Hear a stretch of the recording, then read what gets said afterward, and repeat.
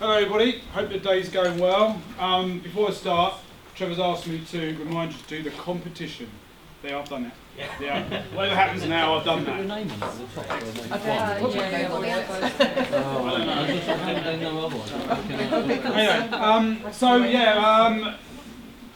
My name's Derek Johnson. I'm the director of the School of Art and Design, and I've been asked to come to speak to you today about my school and how we have endeavoured to build a culture of loving maths, but also things that are beyond art. So you'll see a lot of stuff that I talk about, and it's not all going to be mathsy. It certainly isn't going to be about how to deliver GCSE maths or functional skills maths. It's very much about embedding those and part of the success of those things, but it's more on a kind of curriculum level and a kind of cultural level. So let's hope this works. There you go, so that's me. I might have to stand over here. I'll stand over here a bit more so. Okay, so the aim of this session is I want to talk about how we've tried to develop within the School of Art and Design a mindset, certainly one that is up for doing things by staff and students, building a culture and environment of promoting and embracing maths, and that's something we've tried to do across the organisation, and I've tried to lead that within my school in art and design. We have really tried to pull out of all the different pathways within art and design. I know all curriculums have got their own specialist pathways, so in art, it's, for example, it's fashion and graphics, interactive media, photography, general art and design. So within each of those, we've really tried to pull out the mathematical skills that are important within those vocational areas and deliver those. And we have tried to, this is really important, we've probably all been on the side of trying to introduce things and it kind of runs out of steam or people aren't really on board. But we've really, I think we have been successful at kind of keeping it going and building on it, and that's maybe why we've been, that's why I've come to speak to you today and why we've won awards for things, because we have been able to build and keep it going to the point where the language and the sort of dynamics within the school, it feels really sort of natural now, and it almost feels like it'd be weird not to do it, which is all exactly where we want to get things. And then also how to take success forwards. How we have done what we've done, but then also taken it to the next level and hopefully been successful at sharing our good practice around the country, actually. I've got two 10-minute activities. I haven't practiced this, so this could be interesting in terms of my timing. So just a very, very brief outline. If you look out that window there, that big building across there, that's the art and design building. We share it with science. That's an important part of what we do. I've got about 500 students, that's FB and HE, 15 lecturers, some of those hourly paid, technicians, personal support tutors. We're a successful school, 94% success rate we're looking for this year. And as I said, we share the building with science. So naturally, we have a lot of what we've done has kind of grown out of getting to know the science staff and the equipment there, and kind of getting involved in lots of experiments and calculations and all those things, and sort of finding opportunities, because it's literally interesting things happening in the room next to us, and you think, we could use that for an art activity, and before you know it, the two things are kind of working together, and that's one of the things that has kind of led to where we are at the moment. I won't read all these out, but we've got level 1 provision. We're part of University of Arts London, so anyone who knows about art and design will know University of Arts London. That's all the big London universities who also deliver FE qualifications. We do level 1, level 2, level 3. We run 2 degree courses as well. So we've got a whole sort of spectrum of courses. And the maths within the School of Art and Design. So obviously, we run functional skills and GCSE with the maths team. This has been a significant change and an opportunity. I was the first to always moan in the past when students came to college, they hadn't got their grade C in English and maths, and it just felt like that was it. You know, they were never going to get it. So it's actually really good they do have the opportunity. Then again, it's been a struggle, we all know that. I certainly have a lot of art students who come here thinking, oh, fantastic, that's all behind me now, doesn't, you know, all that stuff that I wasn't I struggled with at school, I don't have to do that anymore, then suddenly they do. and as you all know, it's a challenge. So that is something that we've had to sort of work hard at. We've succeeded at that, and we failed at that, and everything in between. So that's been interesting.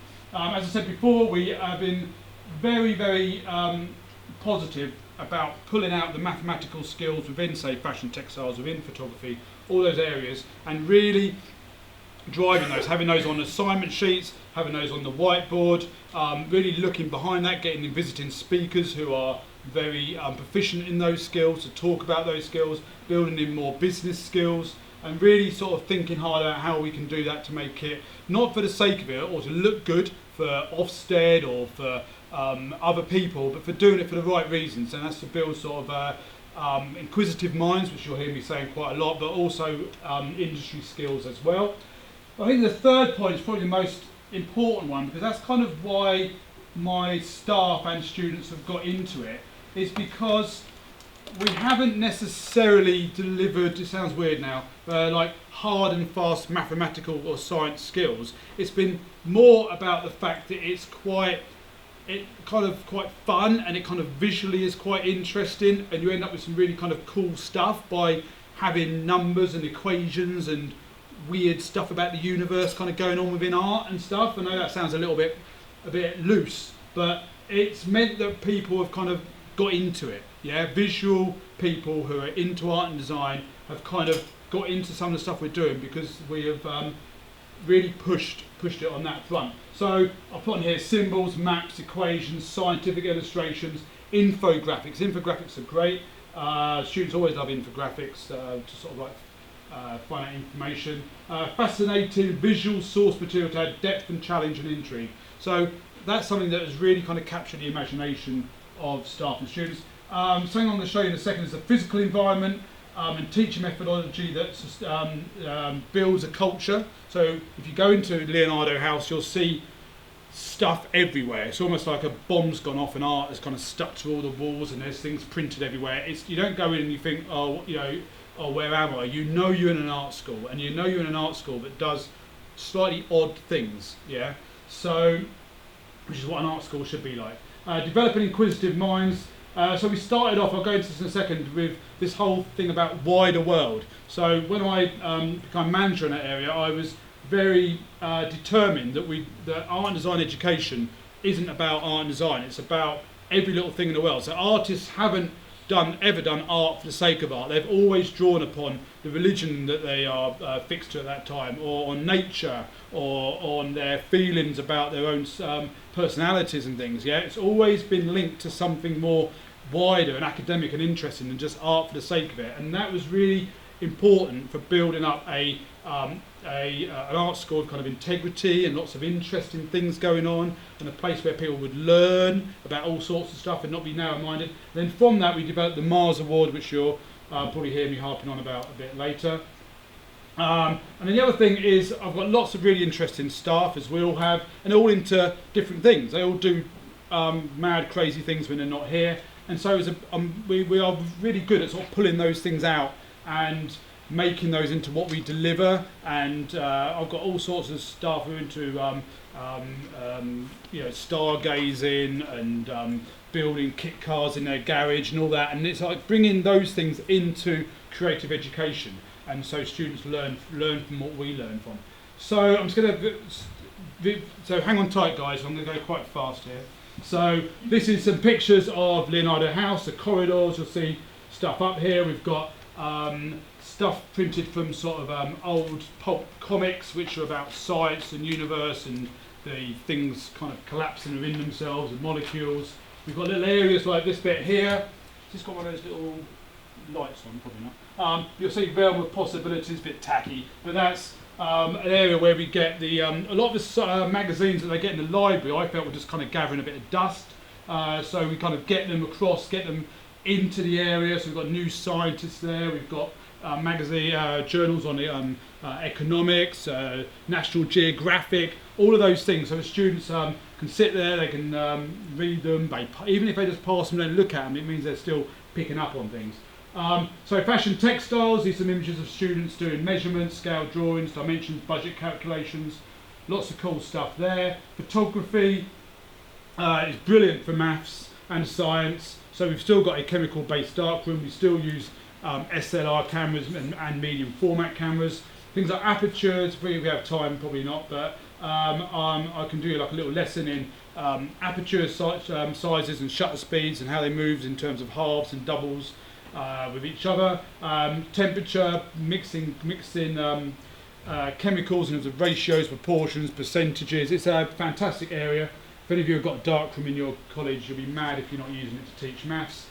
Perspective, scaling, measurement, do lots and lots and lots of drawing. Drawing is our sort of underpinning skill within art and design. We just draw all the time. Measurements and geometrical breakdowns. You'll see students in that little picture on the side, you can hardly see, it's a bit bleached out, but they're kind of turning drawings like the Budweiser can there into geometrical forms, and then they're turning it into three-dimensional forms with straws and masking tape and things like that. So it's all that thing about thinking about space. Now, is this going to help them pass their GCSE or functional skills maths? The basic answer is I don't know. It certainly doesn't do any harm. And the other part is we're not like totally fixated on looking at the curriculum for that and then making our curriculum fit. It's probably somewhere in between. But what it does do is break down the barriers. It gets students into the idea that angles, graph paper, creating three-dimensional forms, and then thinking about scales and proportions and space within space is kind of all right. You know, it's fine, it's cool. Okay, so that's there you are. That's a bigger picture of the one you could hardly see on the last one. Good old sort of Fibonacci sequences. Art design obsessed with that. That's a great book, actually. By the way, you've probably got this on your slides. I'd strongly recommend that book there if you're interested in that. It's quite small, sort of pocket-sized book, but it's absolutely brilliantly written, and it's got all sorts of examples of maths within nature and architecture and things in it. Really fantastic book, that one. Life drawing, lots of life drawing, but when students are drawing the life model, there's lots of measurements, there's proportions, doubling, tripling scales up and down all the time. Moving forwards, creating sculptures from that. We've got over 100 Apple Macs. Students are always working through software and developing things. And kind of going back to a key point I've been said a few times, it's just about producing art and also carrying out contextual research, both historical and contemporary research, which is just about the kind of visual love of how numbers, symbols, sequences look. So these are some old, I've got these old big blue engineering catalogues. I don't understand any of it, and it's all like about aeronautical something or others. And I kind of photocopy loads of it, and then the students all pass it around, and they all just draw, almost like just freehand draw, like funny shapes and numbers and stuff out of these things. Now you might think, oh, what's the point of that? But again, it's about breaking down those things, and you do end up with these kind of really cool, kind of intriguing, weird kind of calculations for the meaning of life type things at the end, and that's actually on the second floor corridor. This is a Mayan numbering system that a student got really into. And it's all about lines and dots and things, and then from that the student was able to take that further and produce artwork based on sequences and things. And this student didn't know about Mayan numbering systems, and nor did I, and nor did anyone else. But by that student obviously being in an environment where it's kind of interesting to be interested in things, that sort of thing happens. And before you know it, you get students talking about Mayan numbering systems, which I just think is really, really, really excellent. So a little question, who's that by, anyone? Da Vinci? It's not Da Vinci, sorry.